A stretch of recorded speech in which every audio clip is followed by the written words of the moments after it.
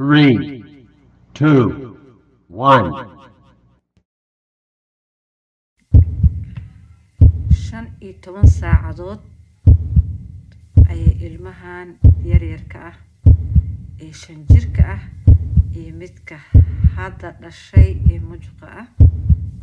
qabriga 15 saacadood ee hooyadoood kula jireen 15 saacadood ayaa ee hooyadoood kula jireen subxaanallah mana aysan dhiman bal qisadan aan wada dhageysano. السلام عليكم ورحمة الله وبركاته. وأني شلوة كجاري إن قصيدة سوق اليوم حيال ودالنا قف قدو شقينا إنه حواي وداليه مركب ودالنا يوتيوب كن وشقة كله مركب لا بشقة أسكو هاي ما شاء الله يصلح قصيدة عنه حيتهاي وحواي وقبل يويل سلشين هو يزود الله بزود بلادلين markay weynaadeen ee baaliq noqdeen yani ay qaan gaareen hooyadoood aabahood Allah yarxam raxmiyo way dhinteen markay dhinteen labadii waalid labadooda isku soo heray labadooda ehelba waxay ahayd dad qaan gaar ah dadku waxbarashadooda iska wata waxbarashadooda dhameysteen shaqooyinkooda iska aadeen qof walbana ee wiilkana gabadhu jeclaaday guursaday gabadhana wiil is jeclaadeen wiilkeedu jeclaadeen is guursadeen alxamdulillah ilaahay loo kala nimceeyay oo laba meel ay kala aadeen laba reer kala yeeshaan reerahoodii ku iska wada galeen marka mushaakilka yaalo waxay tahay gabadha waa gabar aad u naxariis badan jecel walaalkeed laakiin wiilka asaga bardu ma nacba walaashiis laakiin gabadha uu guursaday wiilka walaalkeed ah ma arki karto dumaashideed ma arki karto yani ma arki in dadkeeda waba dhibeeba inay aragto xataa iska dhaaf hadalkeeda marka waxay isku dayday inay kala goyso gabadhan iyo walaalkeed wayna kala goyso kadib reerka iyo isla hadleynay juuq isku dheheenin gabadhan ilaahay u nimceeyay ninkeeda nin shaqo fiican haystay yahay alxamdulillah oo reerkooda wada degan yihiin ayaa iyadoo uur leh waxaa loo soo sheegay gabadhan walaasha ah ninkeedii inuu maxay ahayd tolo shil ku dhintay الله يرحم راحمين يعني مشكلة دي مرقتي يا مرق أقدر صنت أول بيزا والدة عن إهاد هذا النينكي نواك دنتي ولا الكادنة ما وضحت لامبو بس سيسيدة هذه كلها تقول سيجد جنيدو الحمد لله شكر رب العالمين إيش كجوكتيو نين كان ماشي وشقينا أي العقل وقري ما دام قبل أن حاملتها هاي رير كان نكتجي سيدي جورنا وجوكتو ويرو الماء sidii maxay ahayd tolo alxamdulillah mashi xal oo ahaa adduunkeeda ku raacaneysay maalmaha ka mid ah ayaa fool qabatay markay fool qabatay iday wacata male marka oo qasbanta marka walaalkeed inay wacato raasato walaalkeeda wacatay waxay tiri walaalkeeyo fool ay hayso waa dhal rabaa kaaliga soo gaar walaalkoo soo kacay markuu soo baanaagtiisa waxay tiri ma aadi kartid wuxuu yiri walaashay wuxuu dhahay waqtiga ii baaneed waa qof foolanayso adiga bo hadaan maanta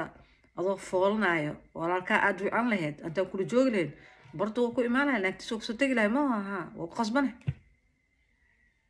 oo soo baxay oo soo wada walaashiis isbitaalku geeyay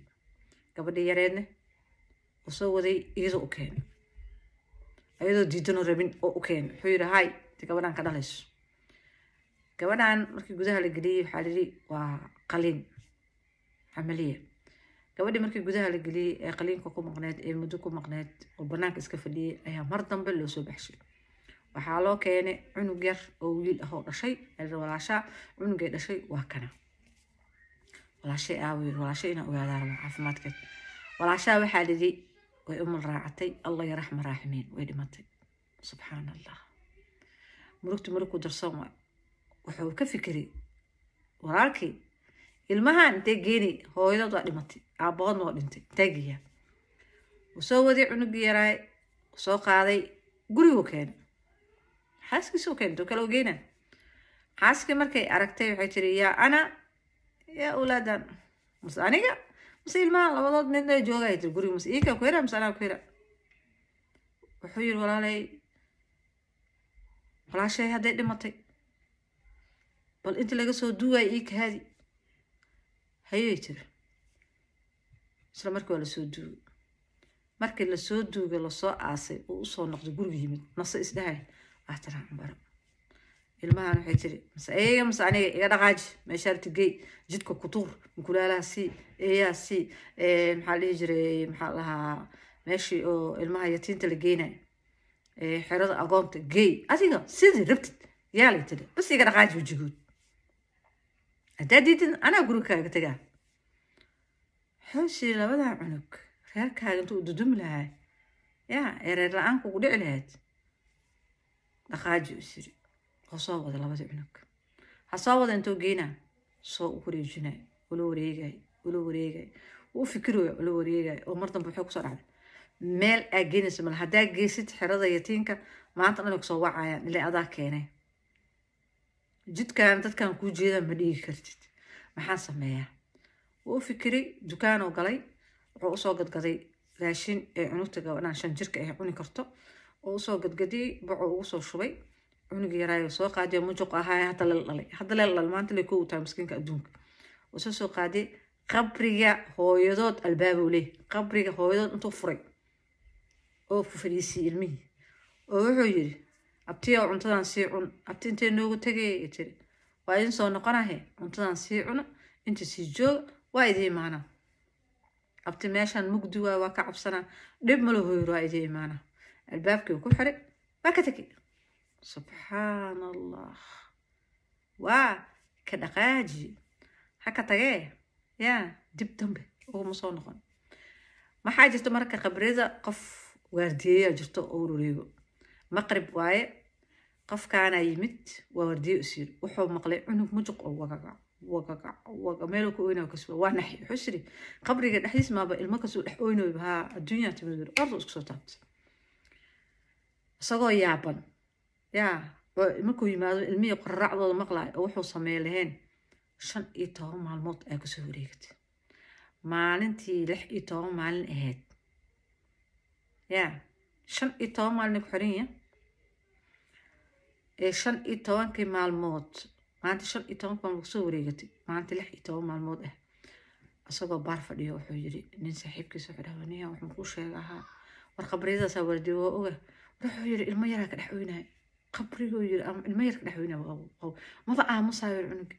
inta ku cabsado yiri ani waa in iska dhaaf hada qabridan wardi iska dhaaf shaqadan iga dhaaf ina iraada ahays soo baxo yiri tus warniyoona ma yaa nasu siiro arkayna soo raacin labadooda qabriga yimid albaabka la furay markii la furay subhanallah labadii cunug waa sidoodii waa nooli cunug dhinta ma jirto labadii cunug oo ka soo bixiyay wiilka la socdo wuxuu yiri